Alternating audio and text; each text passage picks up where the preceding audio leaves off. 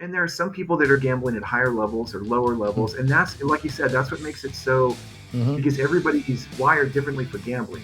Alcohol hits everybody the same way within a certain, drugs hit Right. everybody the same way within certain parameters.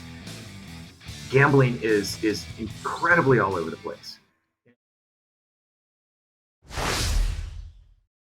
As part of our Gambling 101 series, I think it's important for us to step back and take a look at the other side of gambling, which is the not so pretty side of it, which is problem gambling or addiction, which, a lot of people succumb to or suffer from. So I think it's important to take a look at that. And we're going to do it in a couple of ways. Now, and first, I think it's important for us to take a look at what it is. I guess the most basic definition of this thing is it's making a poor choice when you know better, right? And that, I guess, can be true of any kind of addiction, whether it be substance abuse or gambling or something else. But in our world, let's take a look at the life of the recovery plan for and the resources that are available to a problem gambler. Now, what I'm going to do here today is bring in a guest. I was fortunate enough to be able to interview Keith White from the NCPG, the National Council on Problem Gambling, 1-800-GAMBLER.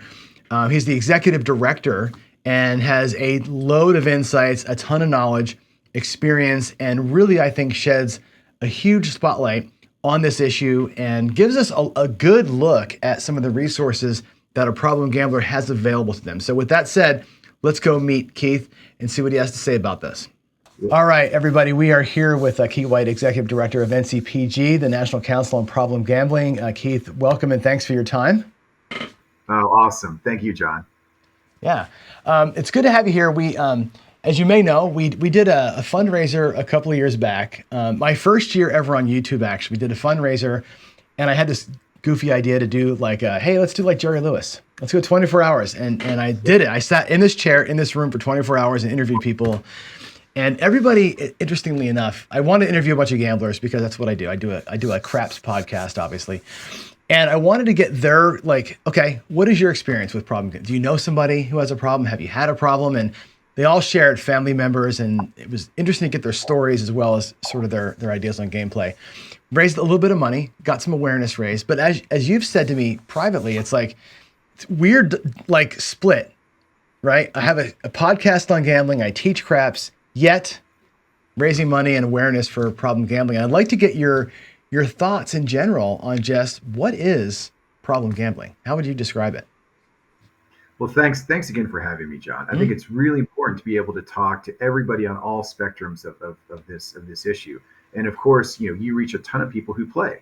And so those are folks that it's great to talk about both what is a gambling problem and then more importantly, how to prevent warning signs and things like that. So a gambling problem for us, there's a couple ways to define it, but I think in layman's terms, it's gambling that's causing problems in your life. And for everybody, it starts out recreationally. And for the vast majority of Americans, 95% of Americans who gamble don't have a gambling problem in this year and will never have a gambling problem. So when you start to break it down, well, what does it mean when it's causing a problem in your life? That's when gambling is disrupting family, vocational pursuits, or your own kind of well-being. It's not just about losing money, but it is losing money is one of the consequences. So we can talk about that a little bit further, but I think it's important to set that stage and to also say it's on a continuum and it changes. It can change over time. So what was once recreational may become problematic, or what was once problematic, you may be able to get yourself into a more healthy relationship with gambling and not be at risk. Interesting. And so, yeah, you see the warning signs here on the screen. Yeah, it's interesting to me because when I hear you say that, the word compulsion comes to mind to some degree.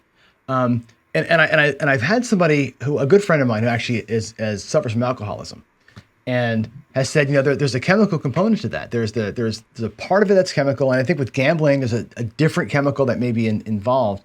But some people, I think, make a choice. Like you're saying, things can go wrong in your life and you turn to this and then it becomes, I think they look at it as a tool almost. And then it becomes compulsive. Is there a difference between those two types of folks that have a problem? Somebody who's more predisposed to being an addict and somebody who turned to this and then becomes compulsed with it? Is that making sense, that question? Absolutely. No, it's a great question because you're right. Much of your risk is driven by your biology, your heredity. And it is the same neural pathway. It's the same dopamine system in your brain that is implicated in all the substance addictions and gambling. So even though there's no substance, gambling people with severe gambling problems have similar changes in their brain as someone with a severe cocaine addiction or severe alcohol addiction. So there's a lot of commonality there. And so roughly anywhere from one third to two thirds of your risk for addiction is driven by genetic factors, and then a third to two thirds is driven by environment and the way you approach things. So there's a lot of overlap, and then you're right. Addiction is often defined as a coping mechanism. It's not a good coping mechanism, but it's a coping mechanism because most people with gambling problems or alcohol or drug problems may be using it to flee or escape or anesthetize problems they're having in other areas of their lives. And then, of course, that addiction adds to those problems and makes everything even worse. Yeah, I know that folks who have substance abuse problems will say things like they will drink or do drugs, whatever it is, to get to a baseline at some point, right? It's like I got to get to like where I feel okay. Yes. Different in gambling. There's no like I got to do this so I can feel okay. I feel like it's a tool Yeah. to some degree. They're seeing it as a tool, right? Yeah, you're absolutely right. And there are some people who don't feel good unless they have money at risk. They don't feel good if they're not in action. I think many of your viewers may identify that. But what separates recreational, even heavy recreational players like you from people with problems is that you can turn it off. You don't have to be. You don't feel uneasy if you're not playing craps. You have other pursuits. You have other things. I mean, yes, it's a big part of your life, but it's not the only part of your life. And it's not a thing where if you go on vacation for a couple days and you're not at a craps table, you're not shaking. We know people with gambling problems who literally, when they're not gambling or they're trying to stop, they can get withdrawal, actual physical withdrawal. Like a They've physical got symptom. No shakes and kidding. sweats. Yeah, yeah. Wow. And the thing that's different about gambling than the other addictions is that there's no amount of if money is the substance that people with gambling problems abuse, if you will, and there's not enough money in the world to overdose somebody with a gambling problem because our bodies over tens of thousands of years have developed physical defenses. If you drink too much alcohol, you pass out. That's your body's way of saying, "Hey, you've had too much to drink." You can't give a problem gambler enough money or enough action for them to stop. Wow. It's sort of an infinite, and so that's one of the things that's interesting to explore. If you had enough money in the world, you could keep gambling forever. And some of our folks will try that, but most people like you don't. And a large part of what you teach is really part of that responsible gambling. How to protect yourself, how to set limits, how to educate yourself so you can maximize your benefit, your enjoyment, but also minimize losses and minimize harm. Sure. Well, I've got the warning signs up here on screen, obviously, and I think one of the questions that I've got is kind of on that level, which is the warning signs themselves.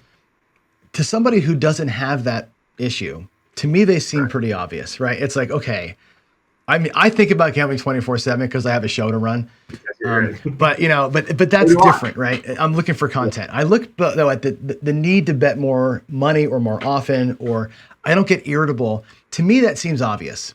But somebody who's in the moments or the throes of it, these signs aren't obvious. So my question is really about self-identification.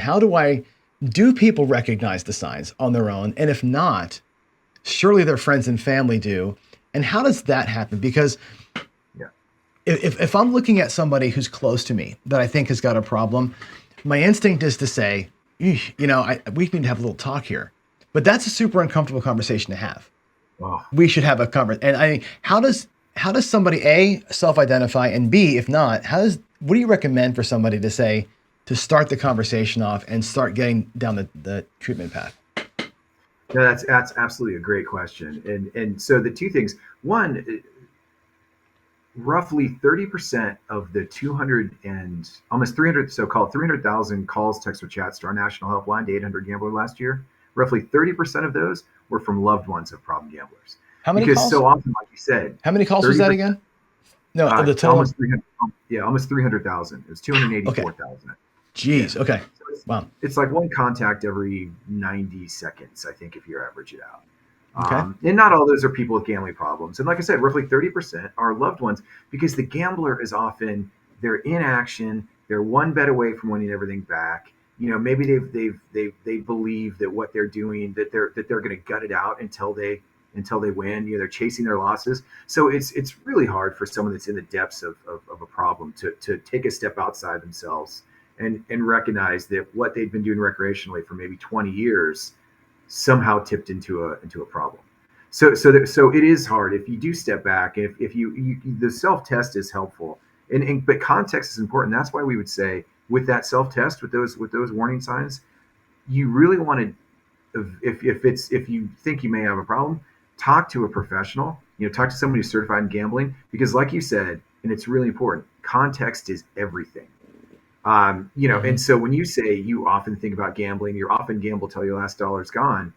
Well, for some people, that means you often gamble till the last dollar is gone because you play in a freeze out tournament, or because the last dollar is gone means to you your budget, not all your spending money. And so again, context with these questions is really, really important. But what it comes down to, I think, what I tell people all the time is, are you gambling, or why, how and why you gamble. So are you gambling because you're enjoying it and it's not causing you problems? Are you gambling because you have to and it is causing problems? And if you can get up and walk away, if you're not meeting some of these criteria, you're probably in a good place. And then, so you're right, the pathway to get help, that conversation with a loved one, a family friend, is incredibly hard. But it's a lot like talking to someone who has another problem. The main thing is to let them know you care about them. That's why you're having that conversation. And if they shut you down or they stop or they disagree, that's on them. At least you've done your Hmm. part to say, look, I care. I think you should maybe talk to someone, but you can't make them. And that's the hard part of this or any other addiction. Sure. They have to accept that they've got a problem before And, they get help. and that conversation's different, I think, if you're a friend or a spouse. Like as a friend to a Oh, friend, I can say, "Hey, I think we should talk. I care about you. I'm seeing problem signs. We should probably talk." Spouse is saying, "This is impacting us." And it's beyond just I care about you. It's like, "Hey, we have a problem now because of yeah, what's gone on." And that conversation might be a different one. Would you agree that very much. that you approach those from different? So for folks who are maybe in that situation, what do those conversations look like? At what point does a spouse make the phone call on behalf of their loved one? As you said, part Often of the we calls are get that. Often the call from the loved one is right when they're at the breaking point. They've Mm, tried to have all the soft conversations. They've set up separate bank accounts, but it's the gambler is still gambling, and so they will call us and say, "How?" Your question exactly. How can I make that? How can I help them see that we don't have a college fund anymore? That our house has you've been mortgaged 4 times, blah blah blah, and there's a couple things. There's a book for loved ones of problem gamblers. It's free on our website. It's called Financial Issues for Loved Ones of Problem oh, Gamblers, and there's some information in there. That can range all the way from a soft conversation to an intervention. People there, you can hire a professional, come in and do an intervention to try and get someone with severe problem in the treatment. But by and large, it starts with, I care about you. Here's the things that I'm witnessing, and here's what I think we need to do. Most people with gambling problems that's a moment of clarity for them, and they'll say, "Yeah, you're right. Maybe I need to make some changes in my life, with or without professional help." But that's always the next step. I think it's important to say, John, yes, I care about you, and then here's some resources, to give them something to then do. And there's a lot of different options nowadays. Obviously, we're online now. There's a lot of information you can access free and confidentially hmm through the internet. Because a lot of people with gambling, they feel like they're going to be judged and shamed and stigmatized. There may be legal repercussions. They may, at the point where someone has the conversation with them, not always, but sometimes there's been, theft, fraud, embezzlement. Because again, if money is the substance that problem gamblers get high on, often you may borrow, quote unquote, borrow some money because you know you're due to win and you're going to pay it all back with interest. But obviously, most people with gambling problems don't have the kind of control to stop and pay it back.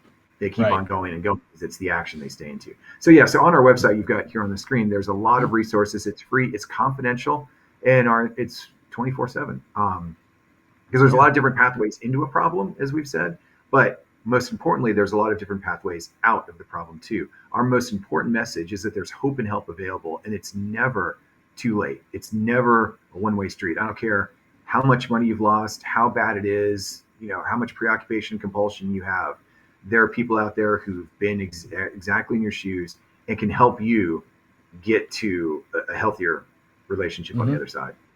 One thing I saw on the website, and I want to have you guide me somewhere else. But I want to show folks the self-assessment, Yeah, this is good. which is I think probably step one. And you'll come through here, and there's a series of questions that you can go through. Only 10 questions, and it'll give you kind of at the end of that, it'll give you kind of a where do you stand sort of a Yeah. thing. Where is the book you were talking about just now? Where can I find Oh, that? so under news, it should be under resources. So if you tab down a little bit, um, hmm. As far as So I it's can so go funny. We there. just relaunched our website in the new year, and Maybe it's at the bottom. Maybe it's down here. I am still learning where all of our stuff is. I Let's see. apologize that I No worries, no can't. worries. Let's find it together. I Yes, find see it together. Yeah. So and it treatment, may peer not. support The, sources. Yeah, try peer support. So Gamblers Anonymous is a really good option Mm-hmm. because the Yep. biggest thing that you're going to hear when you walk in that room, most people with gambling problems will say, "I didn't think anybody processed gambling the same way I did. I don't think anybody's done the things I've done or thinks about it the same way I do."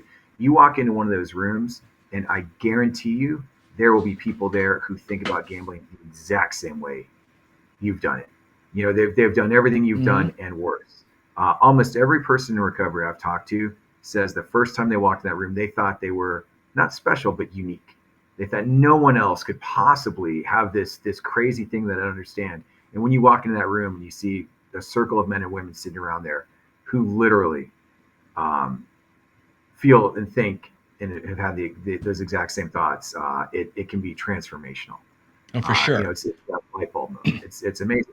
Just like people on your show, when they find someone else who knows craps and loves craps and understand it, it's probably not the depth of that emotion, but like multiply that by 100, and you'll get that sense of relief that someone else understands what you're going through, or someone else understands, some of the pain that you may feel, and For can help sure. you not feel pain. I think the key word I got to highlight here is fellowship. Like that's a big thing. Like you're making that statement so beautifully, which is you go into a room with other people who you didn't think there was anybody else like you, and for sure there are, and they're walking through the journey at different levels. And you've got for debtors, for gamblers, for relatives. It's interesting. What is there a profile? Is there a profile that you think sort of fits?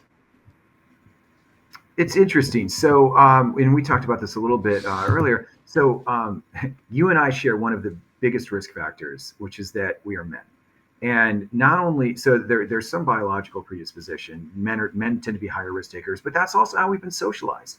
I think that's it's the American spirit. I think risk taking is good. I think it makes us great businessmen and entrepreneurs and warriors and you know gamblers. But we've also had this long moral condemnation of gamblers in our history. Mainly religious, but religious, moral, Mm. and so it's always been uncomfortable a little bit to talk openly about gambling, which is why I'm so glad to be here to have that open and honest conversation about the benefits and the costs. We're balancing it.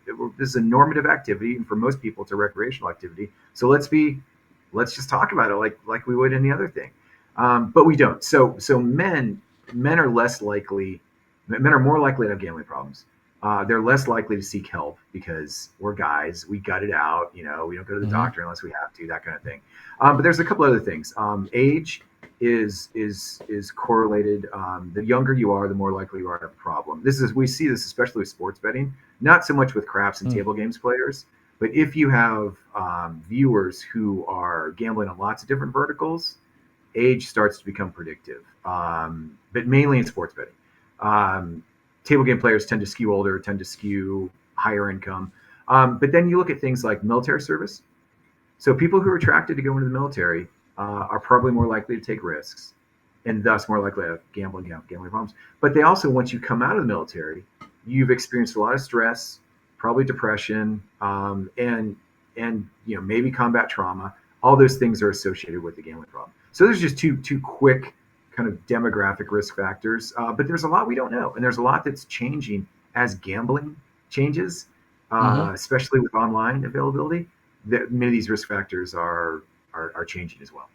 Has that changed things? I'm glad you brought that up because the online thing, it used to be, I'm from New Jersey originally. So, in Atlantic City was you had to drive a couple hours there.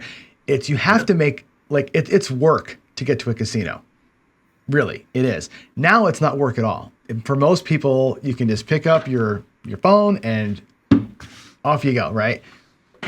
And drinking and also destination, you have to go get it somehow, right? Yes. Now it's like just literally right here in your pocket, and you can drop a credit card on there or somebody else's credit card on there, and off you go.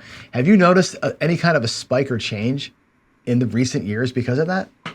There's been roughly a 30% increase in risk for gambling problems between 2018 and 2021. And the vast majority of that new risk is coming from young male online sports bettors. So the Hmm. online part of that is significant. There's something about sports that's a little bit different. There's something about, again, youth, men, but the online part is a big part of that risk. I will say that technology, though, is value neutral. And a lot of it comes down to how and why you gamble or how and why you use that technology. So if you're using your phone and you're setting limits and you're tracking your bets and you're setting warnings, hey, I only want to spend 3 hours today. Your timer goes off and you get up and you walk away. That's those can be protective factors. But of course, there's some additional risk factors. That one-to-one relationship you have with your phone, the 24-hour access, the amount of information that the gambling operator has on you Mm. is overwhelming. And we're soon, if not already, in the area of personalized messaging and targeting. So you're going to get a different ad than I will from the same company. Right. They're going to see you like crazy. So and those they're going to very soon AI is going to deliver an appeal that you can't resist because it's perfectly tailored and targeted Totally. specifically to you.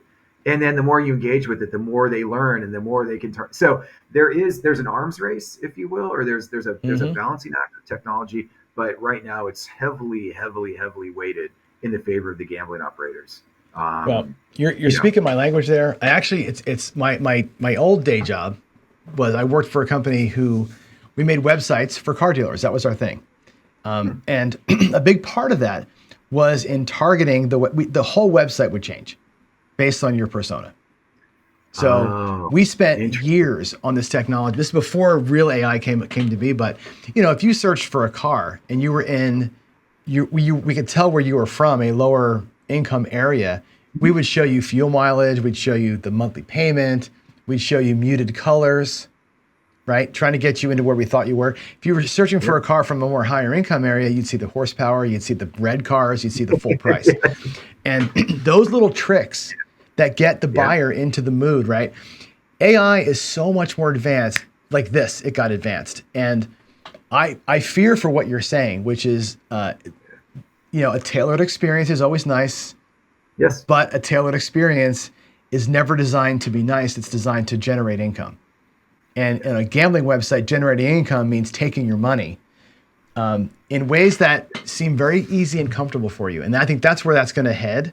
Little bit worrisome, I It hadn't is. put two and two together with the young people and the sports betting. I'm glad you brought that up because I know a lot of people who are in that younger demographic that do bet sports. And I think they're connected to it in a different way than us older folks are. I love Mhm. sports, but I don't think I can do it anymore. I think you're still in that age where you think like you got it, you understand, you're on the same wavelength as the guys Yeah. playing it, and you have it beat. Very interesting.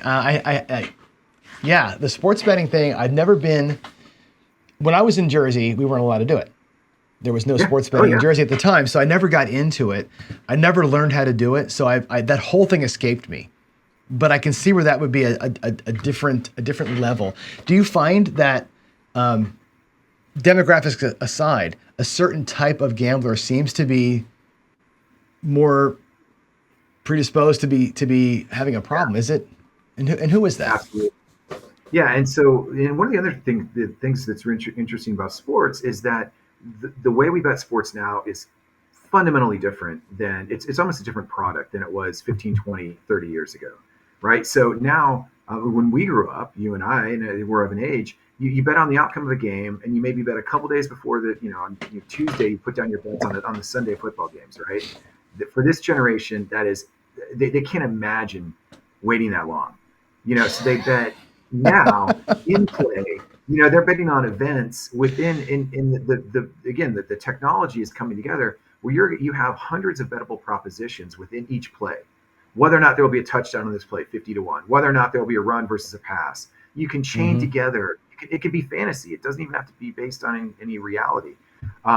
So we're at a point now within football where there's potentially hundreds of bets. You wouldn't Most sites aren't going to offer you that, but as the time lag decreases, as the technology improves, and again, you can potentially bet on anything that is measured and monitored can be monetized into a bet, and Mm. everything is measured and monitored now. It's not it, we in golf we see you can bet on distance to the pin of every single shot of every single player on every single hole in every PGA tournament.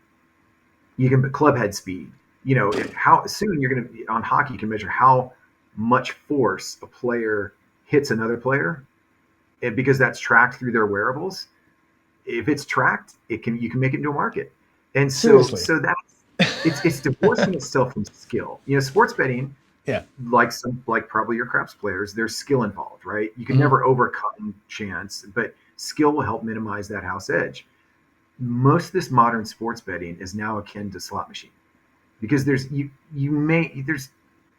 data out there. In fact, there's almost too much data, but you're really making decisions. If you're making decisions on whether or not there's going to be a pass or a throw on this particular play, you've got 20 seconds between downs, and then you've maybe got 10 seconds to put that bet in. That's pure chance, right? That's pure randomness. Yeah. I mean, there's a little bit of skill involved, but and that's okay if you want to bet that and you're betting within your limits and all that. I mean, it's a fool's bet, but that's fine.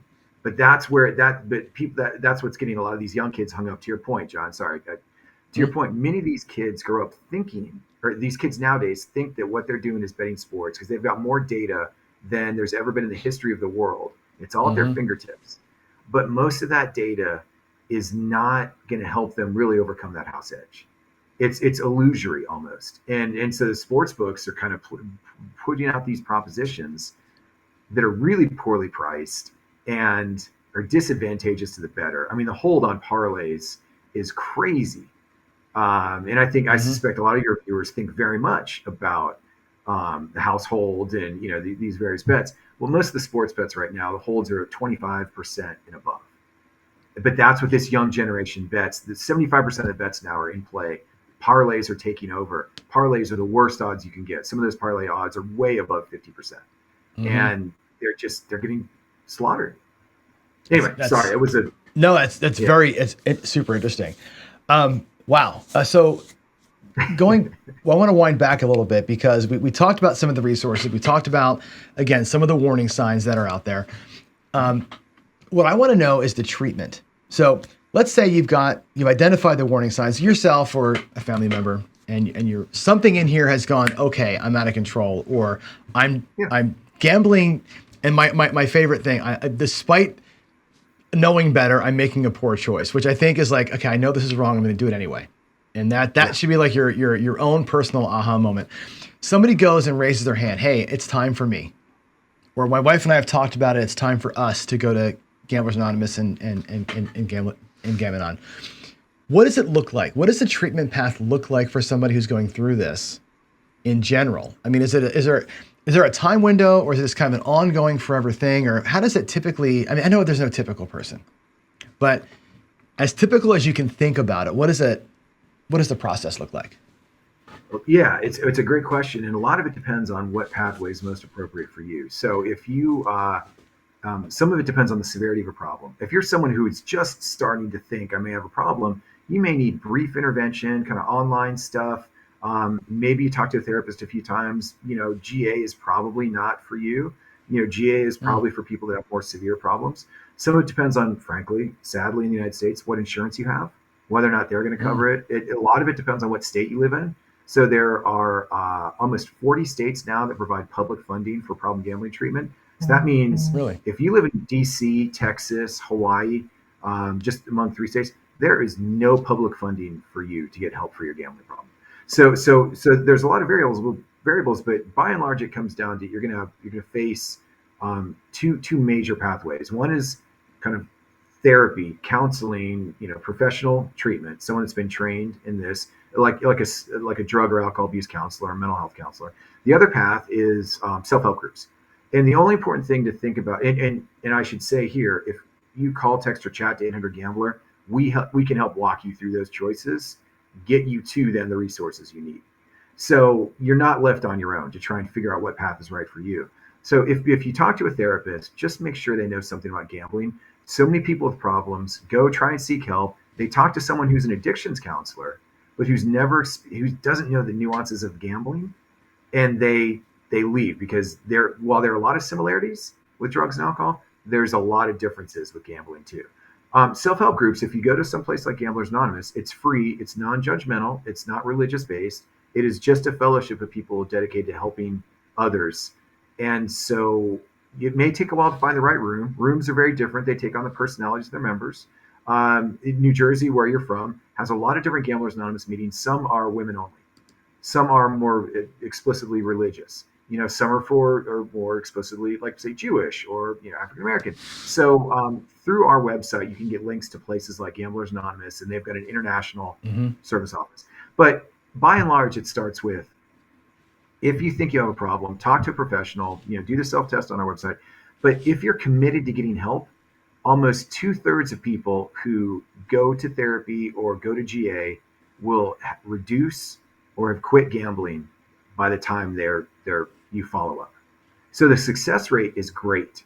There's a lot of dropout. There's a lot of people that don't stick with it. But if you are truly committed, roughly 2/3 of people who say, you come in, I really want to get help. I'm not just lying. I'm not just trying to tell the judge. I'm not doing it for my spouse. I'm doing it for myself. If you really want to make that change, your chances of quitting are much better than quitting smoking, and that's Wow. that's Okay. that's good. I quit smoking. That was hard. I can tell you that. Oh my Yeah, God. it's yeah. Question before I dive into my next question, I want to show this on screen. Here is your website again. At the bottom of the website, there's a list of all the resources by state. You did mention that not every state has this. Is that correlated to states that have legalized gambling? Is that sort of the thing where you see if we have legalized gambling, there's going to be help for you? If not, then not. Or is it just kind of random by state? Is there a It's mostly correlated. So, when I started in this field back in 1995, there was less than a dozen states that provided public funding. So now we're up to 42, I think. So that's been a great improvement. It usually correlates with gambling availability. So, for example, but Nevada is often an outlier. They only started publicly funding problem gambling programs in 2005. Texas obviously has a ton of legalized gambling, but no public funding. So it's our goal is even for Hawaii and Utah, where they don't have legalized gambling at all, they still have people who gamble. They still have people with gambling problems. Sure. It would be like saying, well, drugs aren't legal in the United States, so we don't have any drug problems because it's illegal. That's where Hawaii and Utah are. They're turning a blind eye to this. But we'll keep pushing. There's also private resources. Gamblers Anonymous is everywhere, even though they don't get any state funding. So there's a not to get too deep into it, John, because it's a great. There's a lot of stuff out there, but it can be hard to find. So we try and make our website a hub, one-stop shopping for you to help get the help that you need. But it's there if you're sincerely interested in finding it. One of my friends in Gamblers Anonymous will say, if you were willing to drive 4 hours to the casino, you should be willing to drive 4 hours to see a therapist. And I thought, that makes sense. It does. It totally makes sense. All right. So my last question is this then. So that's really, it's such amazing insight into everything. You mentioned that people during the treatment process will either opt out of it or not graduate, or sometimes they'll stay in it forever. Can you get better? Like, in other words, if I maybe have a warning sign or two or three, or it's getting out of control. And I say, you know what? This ain't right. I'm going to go get some help, therapy, whatever it's going to be. Can I come out of that and become a healthy gambler again? Or is it the kind of thing where you are recommending, or maybe would say, no, if you have that switch that can turn on or off, never turn it back on again? That's one of the greatest questions. There's a lot of different opinions out there.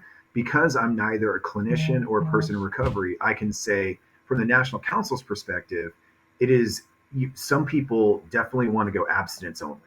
If they've got a problem, like you said, it's if they ever go back, they're gonna get into problems. But I know that there are people who absolutely can do a harm reduction path and say that, and these are people who tend to have less severe problems. They're less biologically predisposed. Maybe they had they started to have gambling problems because of their ways of thinking or their environment.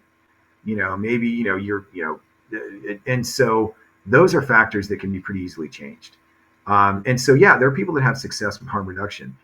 The more severe your problem, the more likely you are to need abstinence rather than harm reduction. But at the earlier stages, and that's the goal, right? If they start to think they may have a problem, you can change a few things. And yes, you can still go on an annual vacation. You can go on a cruise ship where there's a casino and maybe your family members there, and maybe even sit down. Maybe that's you're still at risk, but you're at much lesser risk. But it's a really important question because there's a lot of people that get turned off from seeking treatment because they think as soon as I say I have a problem, I'll never be able to gamble again in my whole entire life, ever, ever, ever.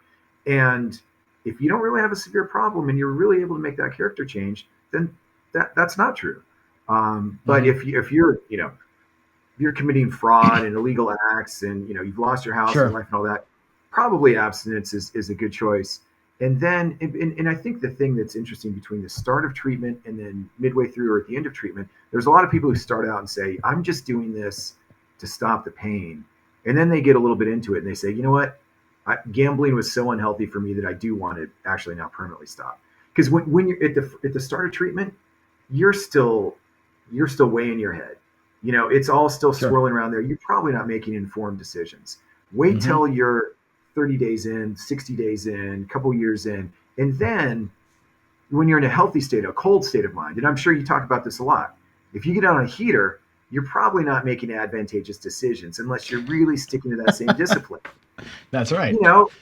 And so for people, for thinking about a thing like whether or not you're ever going to gamble again, you can't do it in the first day. But, in that cold state, and that's a good place also to set limits. And I'm sure you guys talk about this too. You don't make decisions about your next gambling move. When you're 13 rolls into on a streak, you do it before you start, and then then the discipline is to stay with it or to change when you need to change to adapt your strategy, but not to just throw the whole thing out and say, Sure. Yeah. So I think there's analogies in everything you teach to also thinking about that the ways you can think about managing your gambling. Yeah, and there's for me personally, there's a half worry and a half. Again, I don't, as not being a person that has a problem, it's hard to get my head wrapped around it, right? And so I look at it and go, well, if you just knew more about managing money, if we had the conversation earlier about separate bank account, if we'd had the conversation earlier about discipline and win goals and loss limits before you started down this road, you might have never gone down the road. But now that you did go down the road and here's these new tools, you might say, oh, okay, now that I have guardrails, maybe I'm not actually off the rails. I just never had rails to start with. And I think there's an element of that for some people could be true. And for some people that will never be true. Like you say, abstinence might be the only way for some folks. It just really depends on your dependency level with some of the warning signs. When I look back at this, some of these warning signs to me are very troublesome, right? And some of the early warning signs are not, right? Yeah, and exactly. Gambling, unlike a substance, there's a, and again, this is just me. It feels like there is this conversation you can have with yourself that you can't have when you're addicted to a substance, where there's a dependency there. Here, I feel out of control. I feel restless. I have the shakes when I'm not at the casino. But there's also this mental component to that I think for a lot of people, we can't get our heads wrapped around that. that's why this is so interesting, actually. And like I said, me as an educator, and obviously we have a fun community, and we have, we have our talks about gambling, but ultimately I feel like I'm an educator, and it's like, what's the right message to be sending, right? We can give you all those tools, and I think if you go to battle with all the right tools, you will still fail, right? But are you going to fail miserably, I suppose, right? And are you going to still fight even beyond what the tools can do for you? And I think that's what these warning signs are to me. Is like you may or may not have tools, but you're fighting way over your what do they say? You're punching out of your league or whatever that is. That's kind Yeah, of where yeah. some folks end up with here. When I see the family withdrawal, and I know people, from my past that have lost homes and lost marriages and stuff because of this, and they just can't get out of it. And it's like that obviously is a huge warning sign, but the early stages are where I think is the thing, and identifying some Yes. of these things. And it's learning. It's learning. It's making honest assessments. Kind of rational assessments. Stepping back, because it's so easy. It's so seductive. It's easy to kind of get to go in a little bit deeper. Mm-hmm. And that's why again technology can help. If you're being honest with yourself and you step back and you say, you know what, I realize that I'm spending 30 hours a week, playing craps, but now I'm at 40 hours a week, or I was at 10 and now I'm at 30. That's a change. Doesn't necessarily, it may or may not be a warning sign, but if Mm-hmm. you're doing the work to monitor things, then you're going to be better equipped to say whether or not that's harmful, because gambling is so subjective and there's not a dose response. All humans are going to react to a certain amount of alcohol, but you may be someone who can put $50,000 on the pass line and not even break a sweat. Yeah, Where right. for me that would just be inconceivable. And there are some people that are gambling at higher levels or lower levels, and that's like you said, that's what makes it so, Mm-hmm. because everybody's wired differently for gambling. Alcohol hits everybody the same way within a certain, drugs hit Right. everybody the same way within certain parameters. Gambling is incredibly all over the place. And Yeah. Well, but I think what there's a correlation there. There is a yeah, correlation there between gambling and substance, because you build a tolerance up with alcohol and with drugs.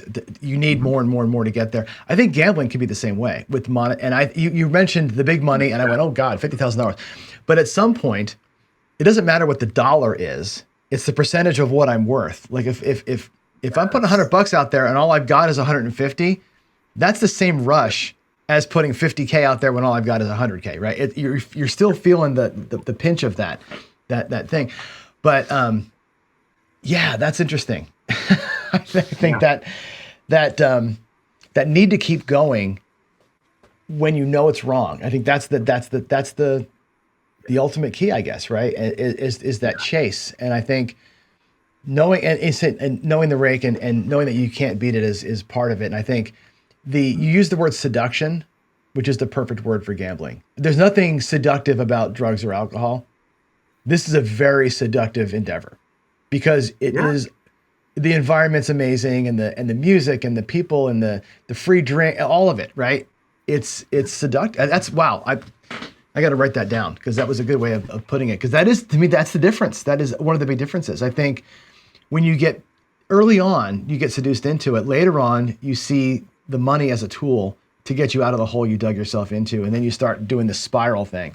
That's what I worry Mhm. about with people getting into a spiral. But getting sucked into it, I can see very, very easy.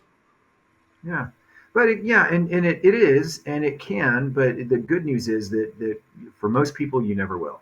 And even people Hmm. that have all the risk factors, you're young, you're male, you're blah blah blah blah. Most of them will still never have a problem. And so shows like this really provide an opportunity for people to hear, and they may not hear it now, but maybe they might remember. When they have that moment of clarity, they may think back and search on the, okay, I remember this podcast, January da da Hmm. da.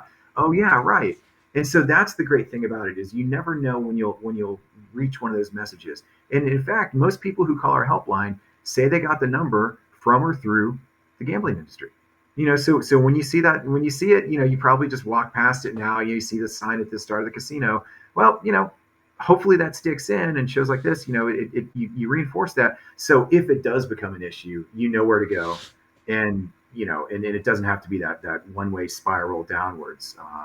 But it's a fascinating subject. It really is. It certainly is. All right, let's go here. I'll put your website back up and I'll give you the final thoughts and words here. Open floor to speak to the folks that may or may not have issues, but here's your website and close us out here. I think I would say it's okay not to be okay. So the goal, if you're gambling, if you're even a heavy gambler, the goal is to make sure that you're doing it for the right reasons. And by the right reasons, I mean you're gambling for recreation, you're gambling for fun, excitement, entertainment. You're gambling maybe to make money, but those are all positive reasons to gamble. What you want to avoid are negative reasons to gamble. Don't gamble because you're stressed, depressed, because you have to have money. Don't gamble to pay the rent. Make sure you pay the rent and then use discretionary funds. So how and why you gamble is really, really important. And if you feel like that's getting out of balance, gambling, there should be a balanced approach to life. If you feel like your gambling is getting out of balance, there's a lot of easy things you can do to help get back in that balance. And if you find yourself not able to do that, that may be the sign that you're actually having a gambling problem. But the great news is there's always hope and help available. And so, we know the vast majority of people who seek help are able to restore themselves to that balanced way of living. And that's, I think, really, really positive. So everybody who's watching this channel, everybody who's playing craps, know that what you're doing may have a little bit of risk, but that you can mitigate that risk. And that even if it gets out of control, we can help you get back where you wanted to be. So again, thank you, John. Thank you for having the opportunity to talk to you and all your viewers. I hope that we can demystify both gambling addiction. We can normalize this conversation. If you're heavy into craps, that's fine, and be proud of that. But also make sure that you're doing it the right way for the right reasons, and you'll probably avoid some of those traps. For sure. Well, I think you're right. Having the conversation, I put your number up on the screen every single day. We talk about this all the time, and I think it's important to be open and honest about it. And like you said, I like how you say it's okay to be not okay. Yeah. And honestly, I know people that fall into my category too. I don't have a ton of money to gamble with, so I'm in a different world. But having behind me a craps table in my office, right? I have a full-size table in my garage. It kind of scratches the itch. And we've got ways to play now a lot of these games as a community online with each other that there's no money involved. It's just we're playing with each other kind of thing. Network gaming has been great for the video game industry. It actually helps a lot of us out get that need fulfilled without having to go out and spend money on a real online casino or in a live casino. So I think there are ways to scratch it and not have to experience it too. So. Yeah. Shifts that risk, it changes it a little bit, and it reduces one of the big factors, and that's great. And there's a lot of stuff that we can do like that. Yeah. Mm-hmm. So I think it's all good. I think the education you provide is important, and the good money management is responsible gambling, and responsible gambling is good money management. I mean, those are that same Venn diagram, huge overlap. For sure. All right, well, that's a good place to wrap. Thank you so much for your time today. I really appreciate that, and my pleasure. Yeah, this is highly educational. Hopefully that everybody gets something out of it. And remember, 1-800-GAMBLER or ncpggambling.org is the place to be if you have any sort of a warning sign. Thanks again for your time, Keith. It's confidential, 24/7. So, and that's it. It's confidential. You can ask questions, talk to us, but we're never gonna, that's what it's for. So thanks, John. Really appreciate it.